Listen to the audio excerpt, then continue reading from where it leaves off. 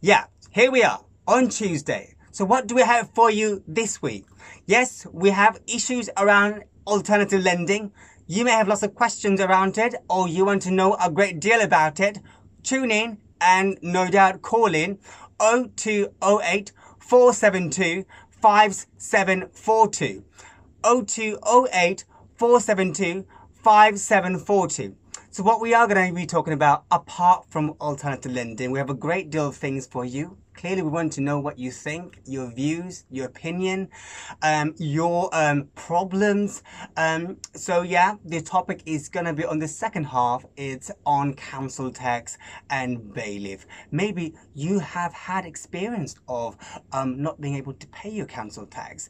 Maybe you need advice on ways to pay council tax. Maybe you need to know whether you're entitled to any forms of benefit. The second half of this show is primarily around that. But on the first half, I'll be talking about alternative lending. So in a sense, what sort of lending is out there for you? You may have heard of payday loans.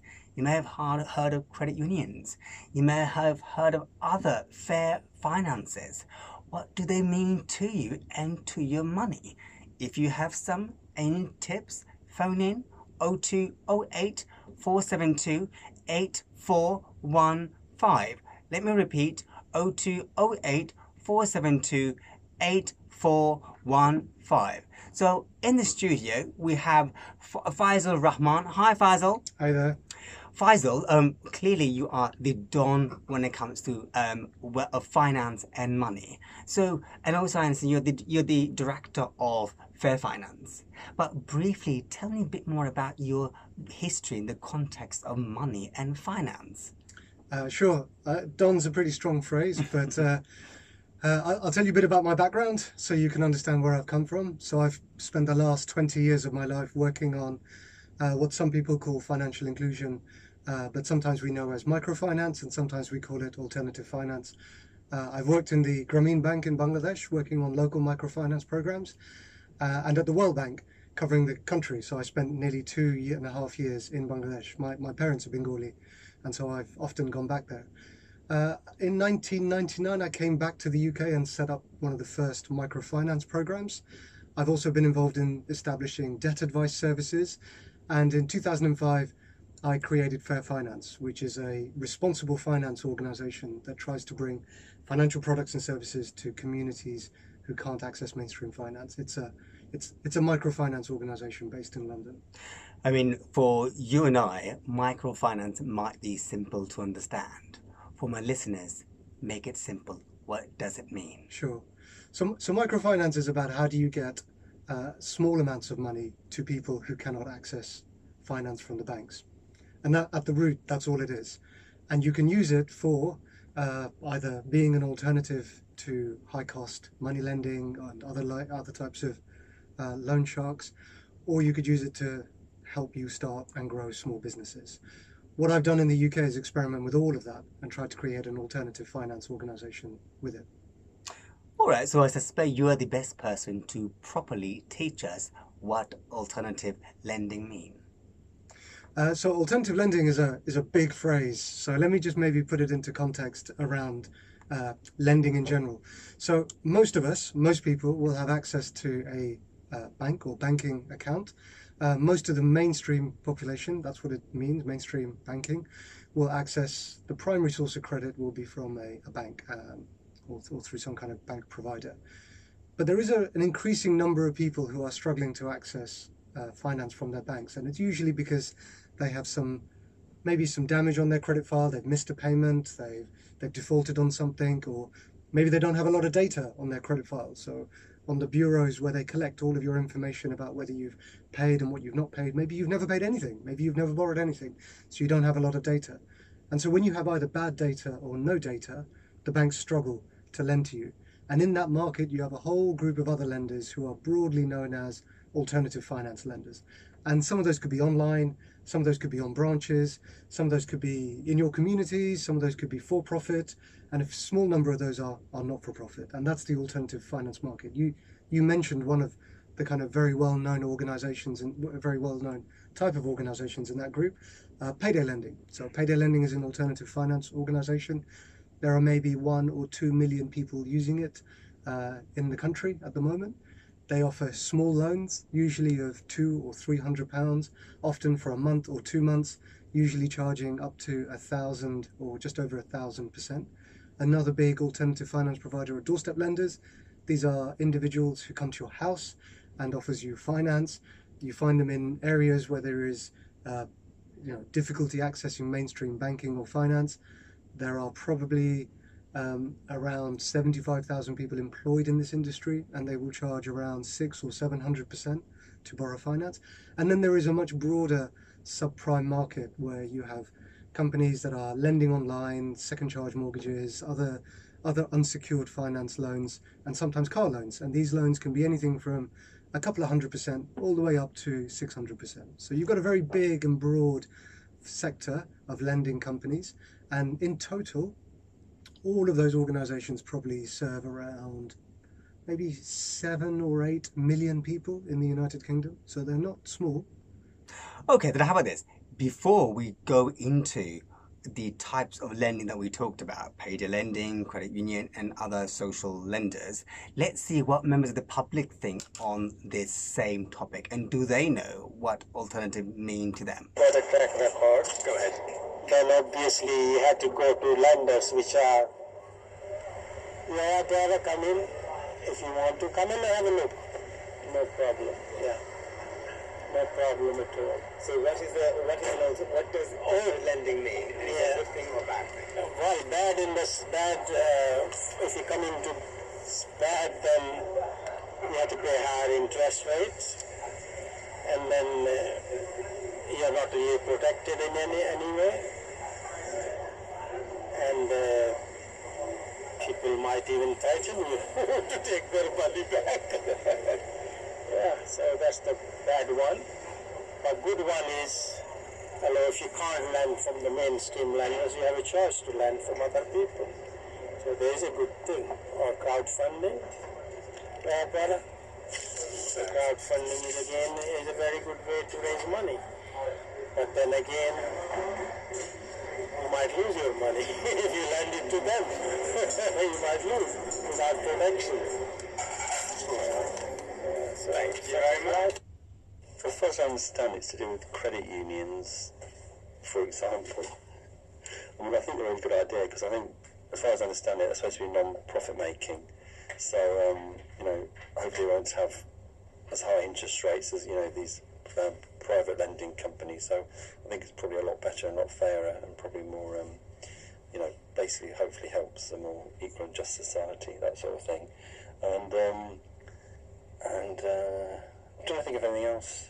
Whether there's sort of crowdfunding, and that's not the same thing as lending, is it? I mean, I suppose it's a way of raising money, but that's probably for particular issues and campaigns. So it's different from probably not-for-profit sort of lending organisations. I'm not saying that I know it, but my guess would be either pawn shops, the loan sharks, or that would be it really. Apart from the banks are proper lending. Banks, building society are proper lending, but alternative lending to me would be like companies that come and knock on your door and ask you, do you want to borrow money, or the pawn shops or the loan sharks. Basically, I can't think of any other alternatives to lending than that, and then the ones that charge like 250%. About a track record. Okay, Faisal, clearly members of the public have some forms of understanding of alternative lending. So in terms of your expertise and expert knowledge, let's go through individual alternative lenders. So payday lenders, I know you've covered briefly about it in the sense of high interest loan that they do, but in terms of a basic criteria, what does it have to be in order for you to be a payday lender? Just before I do that, there was an interesting point actually from those members of the public who I thought were pretty well informed actually in general. They flagged out one that I missed out on, which is peer-to-peer lending, which is a big and growing business, both for kind of small business and individual lending, not just for campaigns, but also for individuals. So we've heard of some of the companies like Funding Circle, but there are many others. So on your question on what is payday lending, so in a sense the clue's in the name. You generally use them when you have a bill to pay and you have no money, and you expect to be able to pay them back when you get paid. So if you're employed and you're in the middle of the month and you have a bill to pay, you're likely to use a payday lender. It's a couple of £100. You can potentially get a bit more, but the interest rates are very high. The cost might not sound so high, but the interest rate is high. So typically what you might borrow, and this is probably the rule of thumb, is that for every £100 you borrow, you pay £30 of interest every month. So if you borrow £100 on the 1st of this month, at the end of the month you pay £30 of interest and the £100, so £130 you pay back. Now that might sound okay, that's like £1 a day of interest, but if you annualized what that interest rate was, it would be around 1,200% APR. Now, payday loans aren't supposed Now, to you be mentioned that long. APR. What do you mean by APR?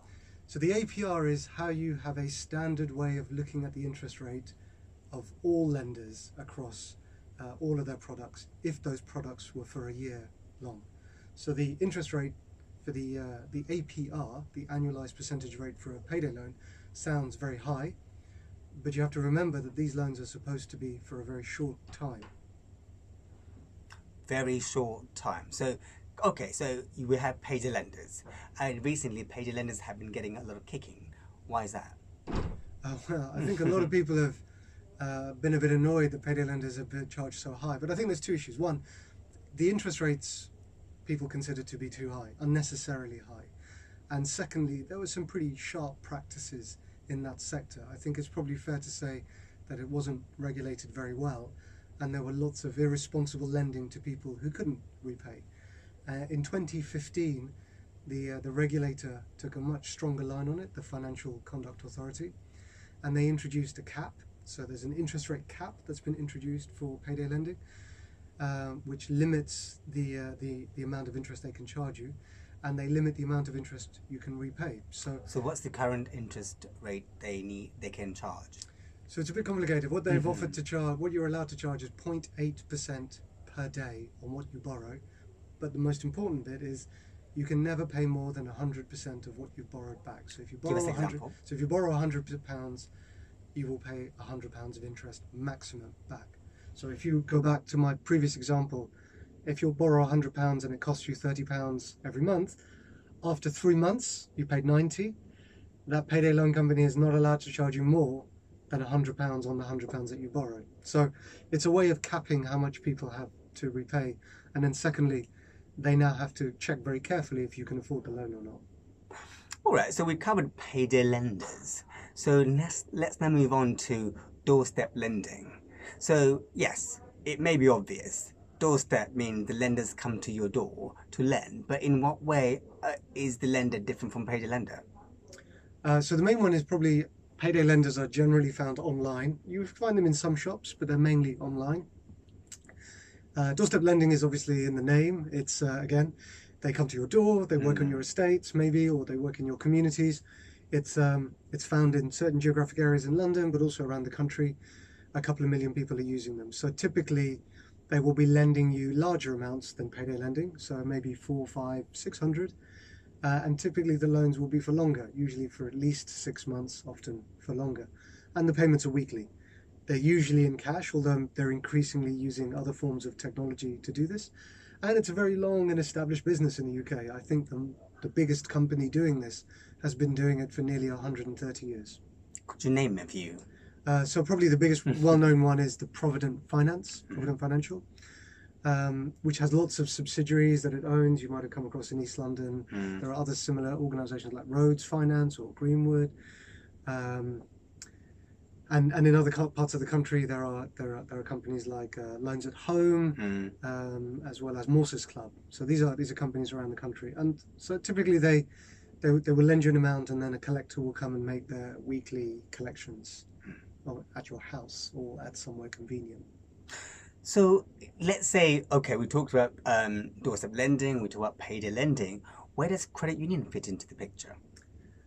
So I mean, there's a couple of other alternative finance lenders worth thinking about, but let's just, if we move on to the non-profit side, there is a movement of organisations that are in the non-profit world wanting to address some of this. And as one of your interviewees said, you know, there are some non-profits and they kind of believe in maybe supporting them is about a more just society, charging less. And that is true. And there are broadly two types of organisations that are trying to provide alternatives to for-profit, private alternative finance lenders. So broadly, they sit in this camp of what are known as responsible lenders, and one of the kind of well-known versions of those is a credit union. So a credit union is actually a financial cooperative. Could you break that down? And what that means is that it's a place where people come to save, and it encourages savings. So they are a deposit-taking body, which means they take your savings, and they are regulated, which means that, you know, like in a bank, if the bank goes bust, your savings are protected up to a certain amount of money. That's also true in a credit union. Often the credit union is linked by what is known as a common bond. That common bond could be a geography, so let's say Newham could be a common bond. Actually, it could sometimes be three boroughs, like Tower Hamlets, Hackney and Newham could be a common bond. Like Fair Finance? We're not a credit union. I'll talk about credit that in a second. Yeah. But it could also be employee credit unions. So sometimes you get NHS credit unions. I think one of the biggest credit unions in the country is the police credit union.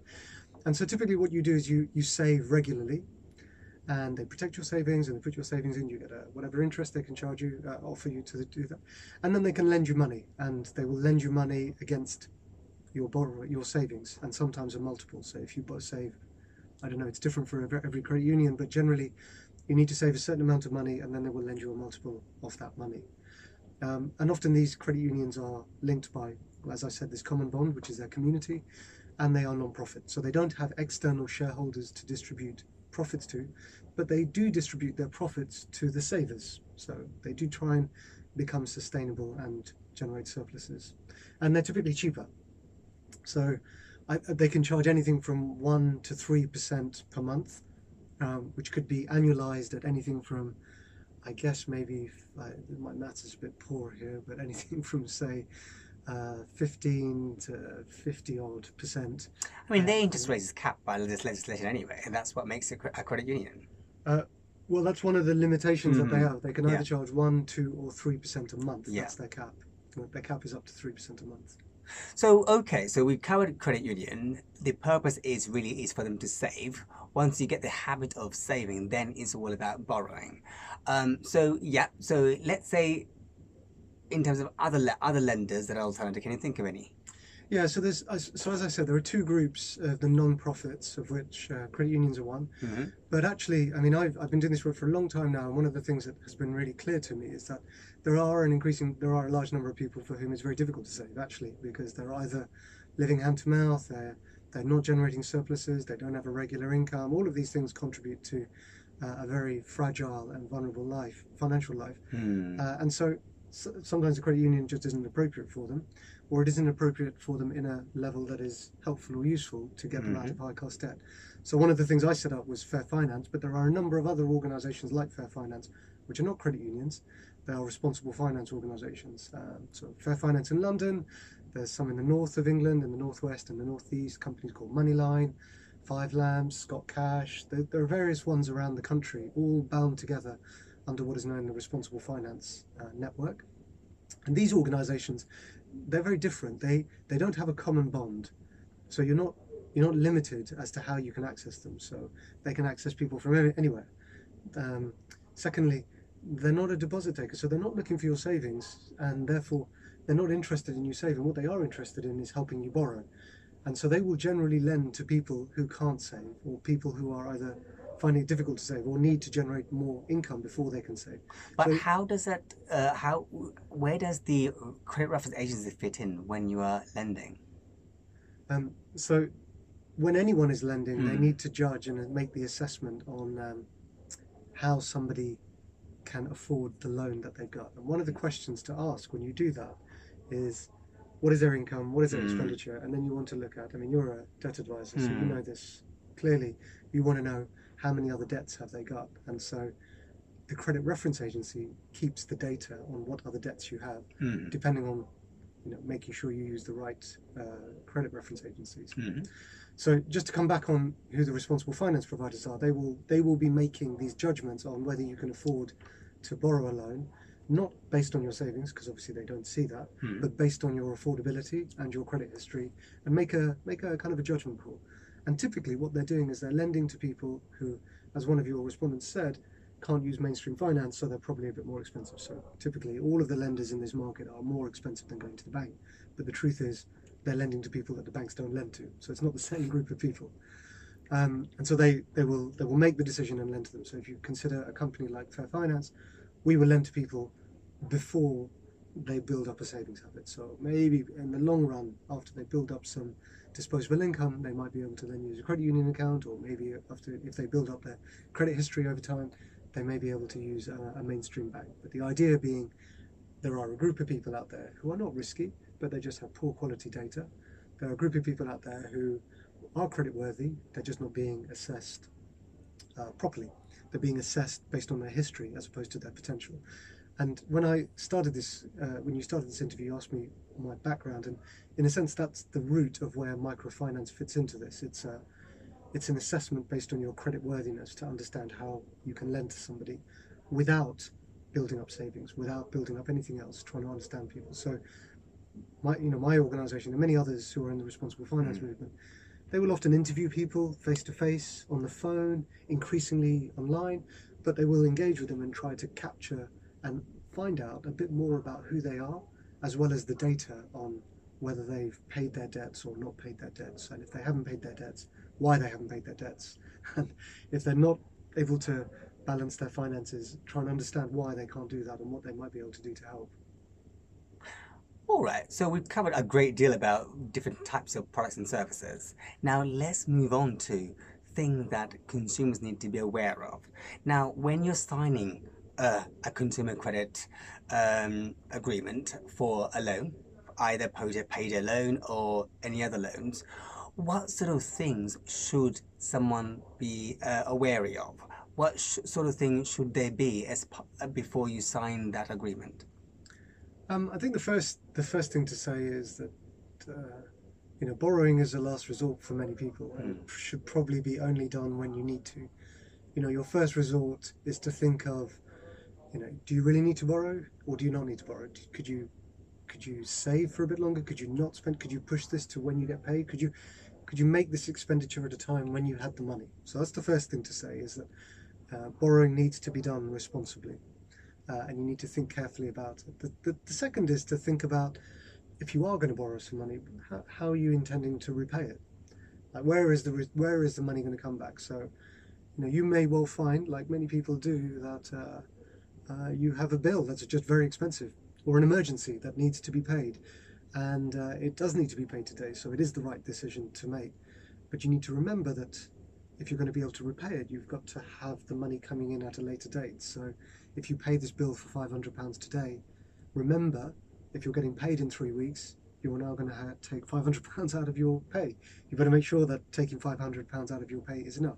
So the second part is to think about the budgeting. So how do you understand your income and expenditure? So those you have to think about first, I think, before you make a decision about borrowing. And then secondly, what you then need to decide is, well, how much do you need and for how long? And depending on that, you will then need to make a decision around where to go and what to choose. So obviously the first choice should be to try and find the cheapest place that you could do so.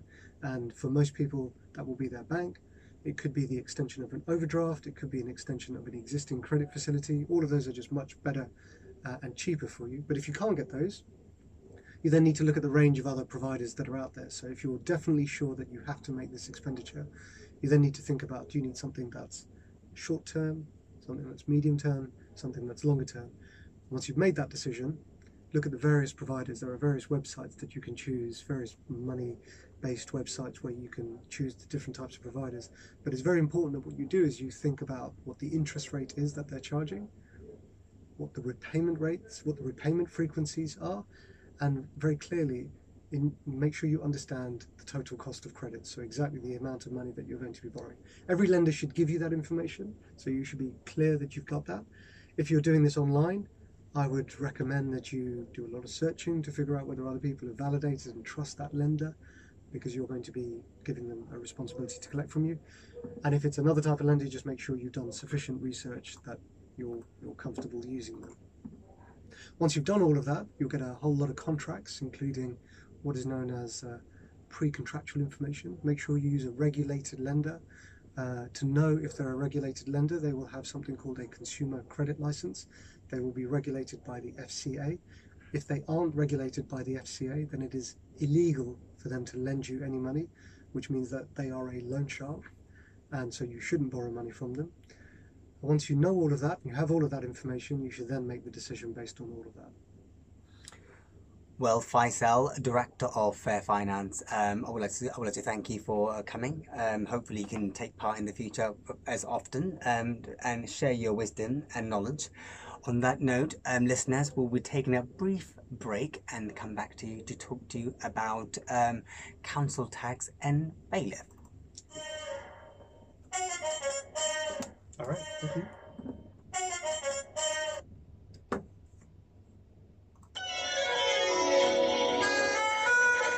Well, thank you very much. Pleasure. Yeah.